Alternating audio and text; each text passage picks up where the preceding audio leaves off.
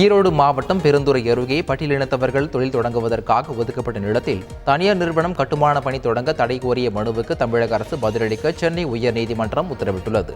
தேசிய பட்டியல் மற்றும் பழங்குடியின கவுன்சில் தேசிய அமைப்பாளர் கௌதம் சித்தார்த்தன் தாக்கல் செய்த மனுவை விசாரித்த நீதிபதிகள் தமிழக அரசு பதிலளிக்க 4 வாரங்கள் அவகாசம் வழங்கி உத்தரவிட்டுள்ளனர்.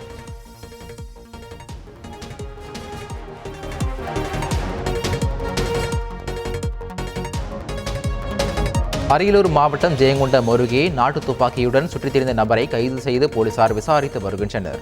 தேவனூர் கல்வெட்டு பகுதியில் போலீசார் ரோந்து பணியில் ஈடுபட்டிருந்த போது பைக்கில் வந்த நபர் ஒருவர் போலீசாரை கண்டதும் பைக்கை விட்டுவிட்டு ஓட்டம் பிடித்தார். இதில் நாட்டு துப்பாக்கி மற்றும் தோட்டாக்களை பைக்கில் இருந்து கைப்பற்றிய போலீசார் தப்பியோடிய அதே பகுதியைச் சேர்ந்த செல்வம் என்பவரை கைது செய்து விசாரணை நடத்தி வருகின்றனர். இவர் கடந்த 2012ஆம் ஆண்டில் இதேபோல் கைது செய்யப்பட்டதும் குறிப்பிடத்தக்கது.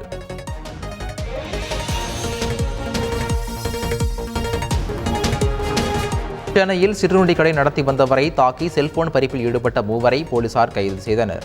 அபிராமபுரம் பகுதியில் சிற்றுண்டி கடை நடத்தி வரும் கபாலியை அடையாளம் தெரியாத 3 பேர் தாக்கியுள்ளனர். இதனை தடுக்க வந்த கபாலியின் மகனும் படுகாயமடைந்துள்ளார். இது தொடர்பாக வழக்கு பதிவு செய்த போலீசார் துரைப்பாக்கத்தைச் சேர்ந்த பிரவீன் உட்பட 3 பேரை கைது செய்து சிறையில் அடைத்தனர்.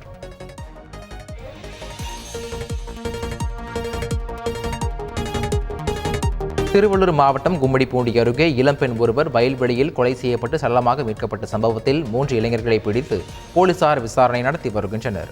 சடலமாக மீட்கப்பட்ட பெண் யார் என போலீசார் தொடர்ந்து விசாரித்து வரும் நிலையில் அருகிலுள்ள சிசிடிவி காட்சி ஆதாரங்கள் அடிப்படையில் 3 இளைஞர்களை பிடித்து போலீசார் விசாரணை நடத்தி வருகின்றனர்.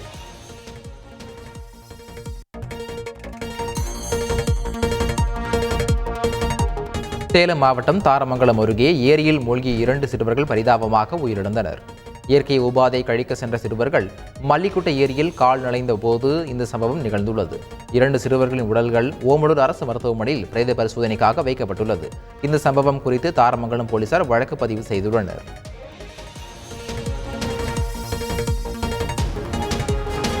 டெல்லியில் இருந்து சென்னை வந்த விமானத்தில் மது அருந்திய பயணியை விமான நிலைய போலீசார் எச்சரித்து அனுப்பினர். தூத்துக்குடியைச் சேர்ந்த இசக்கியப்பன் இந்த சம்பவத்தில் ஈடுபட்ட நிலையில் விமானம் தரையிறங்கியதும் பாதுகாப்பு அதிகாரிகள் அவரை விமான நிலைய காவல் நிலையத்தில் ஒப்படைத்தனர். இசக்கியப்பன் போலீசாரிடம் மன்னிப்பு கேட்டார். தொடர்ந்து அவரை எச்சரித்து அனுப்பிய போலீசார் தேவைப்பட்டால் மீண்டும் ஆஜராக வேண்டும் என நிபந்தனை விடுத்தனர்.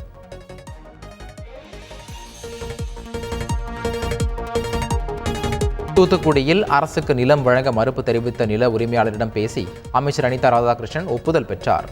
தாமிரபரணி, நம்பியாறு, கார்மேனியாறு ஆகிய நதிகளை இணைக்கும் வெள்ளநீர் கால்வாய் திட்டப் பணிகள் 90% முடிவடைந்துள்ளது. இந்நிலையில் அரசூர் பூச்சிக்கோட்டை சேர்ந்த கணேசன் என்பவர் தனது 4 ஏக்கர் நிலத்தை தராததால் பணிகள் முடங்கியது. தற்போது அவரிடம் பேச்சுவார்த்தை நடத்திய அமைச்சர் அனிதா ராதாகிருஷ்ணன் அரசுக்கு நிலத்தை வழங்க ஒப்புதல் பெற்றார்.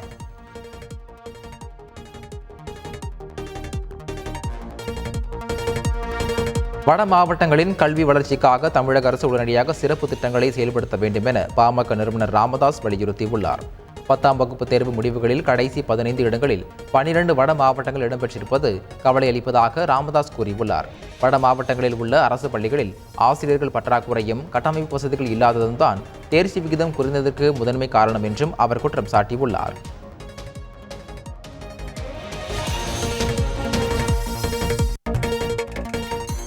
தமிழ்நாடு மற்றும் புதுச்சேரியில் அண்மையில் நடைபெற்ற 12 மற்றும் 10ஆம் வகுப்பு பொதுத் தேர்வுகள் தேர்ச்சி பெற்ற மாணவர்களுக்கு நடிகரும் தமிழக வெற்றி கழக தலைவருமான விஜய் பாராட்டு தெரிவித்துள்ளார்.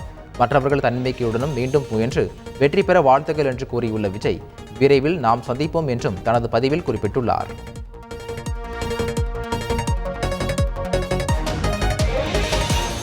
புதுச்சேரியில் 10ஆம் வகுப்பு பொதுத் தேர்வில் முதல் மதிப்பெண் பெற்ற மாணவன் மருத்துவராகி பிறகு IAS ஆகி மக்களுக்கு சேவை ஆற்றுவேன் என தெரிவித்துள்ளார்.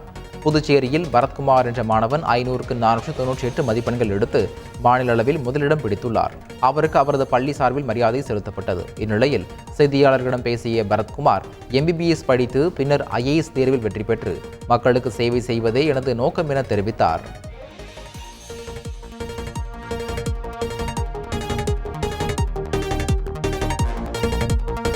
தஞ்சாவூர் மாவட்டம் திருவையாறு அருகே விபத்தில் காலில் இழந்த கணவரின் கல்வி செலவுக்கு தனியார் அமைப்பினர் உதவிக்கரம் நீட்டினர். கண்டியூரில் சசிகுமார் சத்யா தம்பதியின் மகன் சபீர்குமார் விபத்தில் கால் இழந்த நிலையில் அவரது கல்வி செலவுக்கு காசு இல்லாமல் தவிப்பதாக தாய் சத்யா கண்ணீர் வடித்தார். இது குறித்து தந்தி டிவியில் செய்தி ஒளிபரப்பான நிலையில் தனியார் அறக்கட்டளை சார்பில் சபீர் குமாரின் கல்வி செலவிற்கு 50,000 ரூபாய் ரொக்கமும் புத்தாடைகள், அரிசி, மளிகை பொருட்கள் வழங்கி உதவிக்கரம் நீட்டப்பட்டது.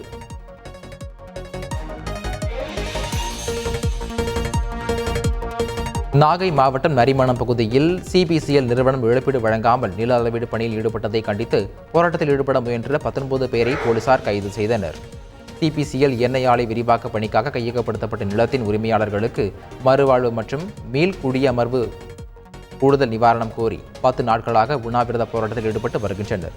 இந்நிலையில் இழப்பீடு வழங்காமல் நில அளவீடு செய்ய முற்பட்டதை கண்டித்து போராட்டத்தில் ஈடுபட முயன்ற நரிமணம் கிராமத்தைச் சேர்ந்த 19 பேரை போலீசார் கைது செய்ததால் பரபரப்பு ஏற்பட்டது.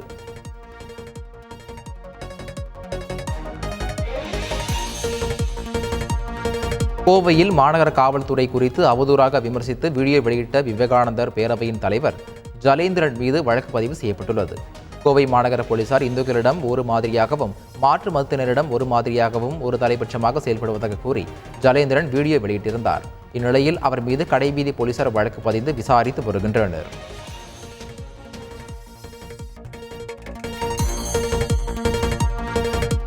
ராமநாதபுரம் மாவட்டம் திருவாடானை அருகே மூதாட்டியிடம் நட்பாக பழகி 17 சவரன் நகையை திருடிச் சென்ற பெண் கைது செய்யப்பட்டார். தோண்டி பகுதியைச் சேர்ந்த வசந்தா என்ற மூதாட்டியும் நாகநேந்தல் பகுதியைச் சேர்ந்த சிவகாமி என்ற பெண்ணும் நட்பாக பழகியுள்ளனர். இந்நிலையில் மூதாட்டி தூங்கிக் கொண்டிருந்த போது அவர் அணிந்திருந்த 17 சவர நகைகளை சிவகாமி திருடிச் சென்றார். இதனையடுத்து புகார் கொடுத்த 24 மணி நேரத்தில் சிவகாமி கைது செய்யப்பட்டார்.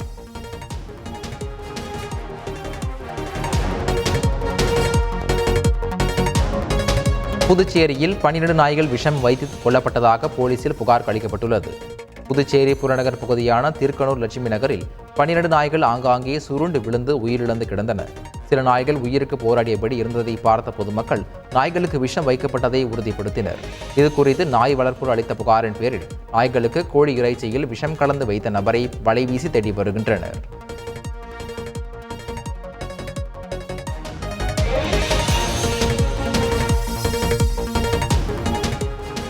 சென்னை திருவேற்காடு பகுதியில் வீட்டின் முன்பு நிறுத்தப்பட்டிருந்த இருசக்கர வாகனத்தை மர்ம நபர்கள் திருடிச் சென்றனர். அப்பகுதியைச் சேர்ந்த வினோத் என்பவரின் இருசக்கர வாகன சைல் லாக்கை இரவு நேரத்தில் உடைத்த மர்ம நபர்கள் இருசக்கர வாகனத்தை கண்ணிமைக்கும் நேரத்தில் திருடிச் சென்றனர். அவர்களை உரிமையாளர்கள் துரத்திச் சென்ற நிலையில் இந்த சம்பவம் தொடர்பான சிசிடிவி காட்சிகள் வெளியாகியுள்ளன.